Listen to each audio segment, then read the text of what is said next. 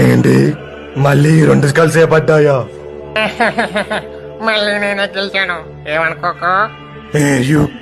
ఎందుకెప్పుడు చూసి నలిగే కూర్చుంటావు? వచ్చి మాతో ఒక ఆట ఆడచ్చు కదా. నాకు ఆడాలని లేదు.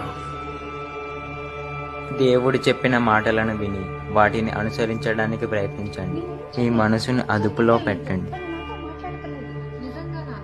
యగామి, క్లాస్ వింటున్నావా? కాస్త ఆ సెవెంత్ లైన్ చదువు. దేవుడి పాదాలను అనుసరించి అతని ఆశీర్వాదాలను స్వీకరించండి. అందువలన సముద్రాలు గొప్పగా తయారవుతాయి మరియు రైనింగ్ స్ట్రామ్స్ తగ్గుతాయి. ఈ రోజు ఉదయం 11 గంటలకు 62 ఏళ్ల ఒక వృద్ధుడు యుకో హోమా కనగావా నగరంలో తన అపార్ట్మెంట్లో కత్తిపోటుకు గురైనట్టు గుర్తించాం.